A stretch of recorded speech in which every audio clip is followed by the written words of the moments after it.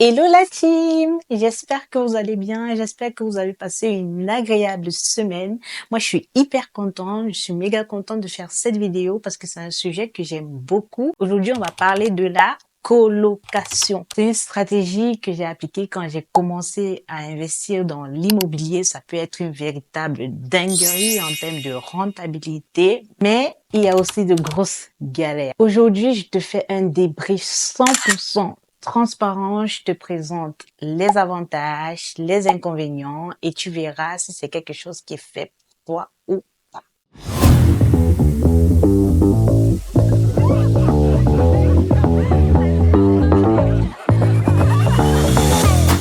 Bienvenue sur ma chaîne, je suis Eugénie et ici je te partage mon expérience sur l'investissement immobilier.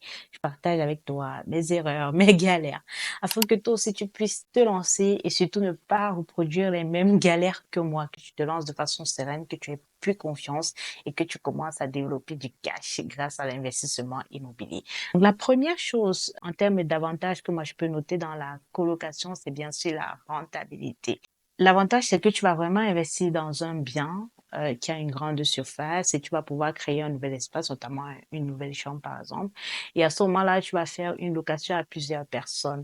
Moi, dans les appartements, j'ai en général à partir de 4 chambres. D'accord? Donc, je prends un espace que je vais diviser. Avec cette stratégie, tu peux rapidement te retrouver à plus de 27 000 euros de revenus sur un seul appartement, ce qui est vraiment significatif. Tu peux dégager du cash flow si tu as vraiment fait un bon investissement, si tu as bien estimé. D'ailleurs, en parlant d'estimation, la semaine dernière, j'ai publié une vidéo où je t'explique comment est-ce que tu peux apprendre grâce à des outils gratuits à estimer le prix d'un bien. N'hésite pas à aller la regarder juste après.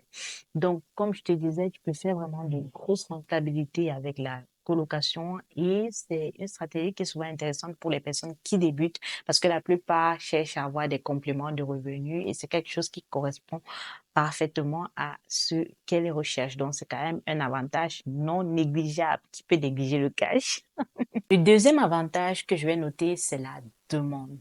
En général, la colocation va attirer des profils qui sont jeunes actifs ou alors des étudiants. Donc, c'est un environnement qui est assez dynamique et qui est quand même assez demandé. Donc, ce qui fait que tu auras très peu de vacances locatives. Donc, c'est-à-dire que tu auras très peu de moments où ton bien n'est pas loué. En général, ça se loue très vite si tu as bien fait ton étude de marché. Le troisième avantage, qui pour moi est quand même un avantage assez intéressant, c'est le fait que tu mutualises le risque au niveau des loyers impayés. En général, lorsque tu as un locataire qui n'est pas dans ton logement, tu as quand même, si on prend pour mon cas, au moins 3 personnes qui peuvent combler en fait le loyer et faire en sorte que tu aies toujours un petit peu de cash flow. Donc, c'est quand même assez intéressant. Il y a très peu de risques que tu te retrouves en train de rajouter de l'argent de ta poche. Donc, c'est vraiment quelque chose qui est non négligeable lorsque tu fais de l'investissement immobilier locatif. Mais tout ceci, ce n'est pas sans galère. Je vais te donner maintenant quelques inconvénients qui, moi, en fait,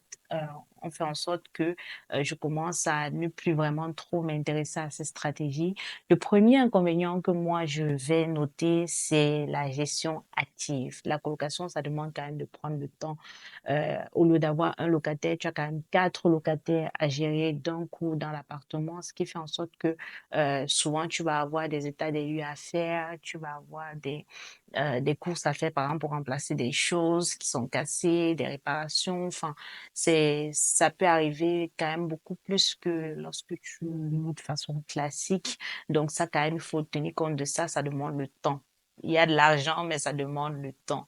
Comme je dis, si tu n'es pas encore très occupé, si par exemple tu n'as pas des enfants et tout, c'est quelque chose qui est très attractif. Enfin, c'est intéressant, mais il y a cette partie quand même gestion qui est active.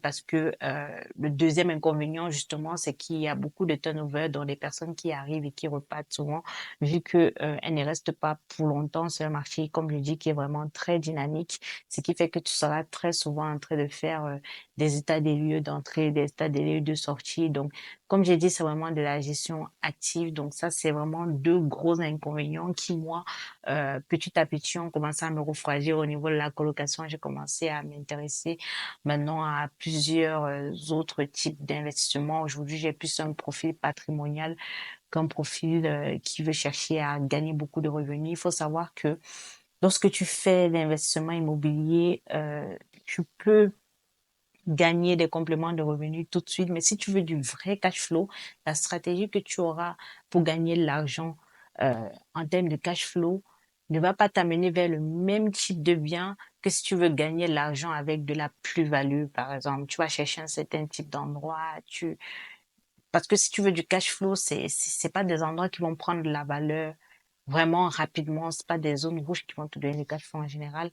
Les zones très prisées, par exemple, je prends l'exemple de Paris, ça coûte super cher.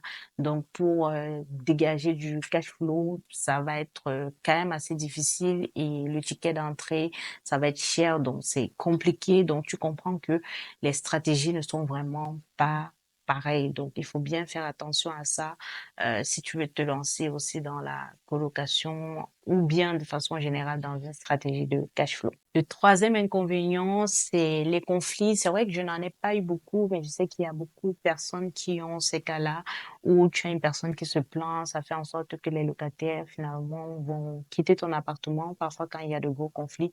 Donc, je t'invite à faire attention à ça. Ça fait partie du package, hein. On n'a rien sans rien.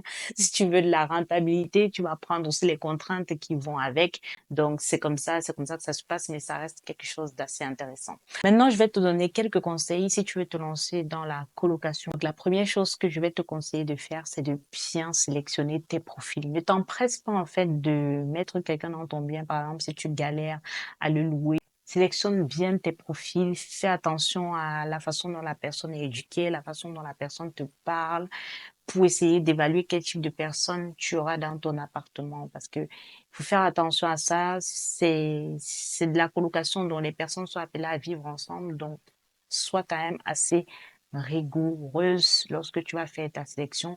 Et ça, c'est valable aussi même pour la façon dont la personne peut se comporter pour payer ses loyers et tout ça. Anyway, il y a des process vraiment pour pouvoir recruter des locataires. On ne recrute pas des locataires n'importe comment. Il y a aussi des règlements intérieurs qu'il va falloir que tu mettes dans tes appartements pour que tout se passe bien, au moins dès la base, que ce soit écrit, que ce soit clean, que ce soit carré. Donc, fais bien attention à cette partie-là.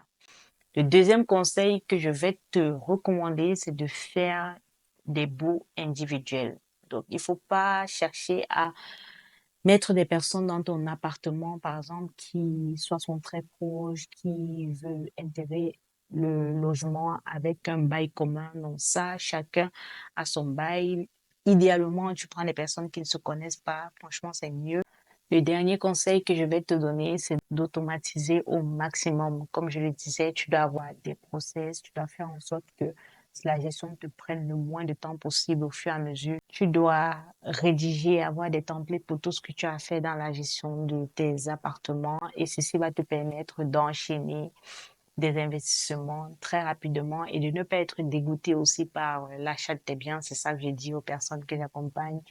Sincèrement, il vaut mieux que tu investisses dans un bien qui te plaît, il vaut mieux que tu investisses dans quelque chose que tu peux gérer facilement, qui te fait plaisir, plutôt que d'aller investir dans quelque chose qui te prend la tête, qui a une gestion active, tu as besoin de parler aux gens tout le temps, ça peut être compliqué. Si tu es quelqu'un qui veut pas avoir de contact, si tu es quelqu'un qui veut rester tranquille, sincèrement, ne te lance pas dans la colocation parce que ça demande quand même une charge, mais ça donne de l'argent. Donc, on n'a rien sans rien, on n'a rien sans faire des sacrifices. Tout va dépendre de toi, tout va dépendre de ce que tu ambitionnes de faire. J'espère que ces informations vont t'aider. J'ai été très ravie de les partager avec toi. Je vais beaucoup, dans les prochaines vidéos, parler aussi de stratégie d'investissement, parler de finances, comment est-ce que tu peux multiplier aussi tes revenus, parler aussi de mindset. Donc, ce sont des sujets qui t'intéressent sincèrement. Abonne-toi. Partage aussi cette vidéo à une personne que ça peut aider, surtout une femme qui est ambitieuse et qui a vraiment de grands rêves. Dis-moi si la colocation, c'est quelque chose qui t'intéresse et je serai ravie de te lire. Juste un dernier point, n'oublie pas de télécharger le guide que j'ai mis à ta disposition pour que tu puisses définir ta vision de l'investissement immobilier, que tu puisses penser long terme. C'est un guide qui est assez intéressant. N'hésite pas à en profiter. On se retrouve dans la prochaine vidéo. Bye bye.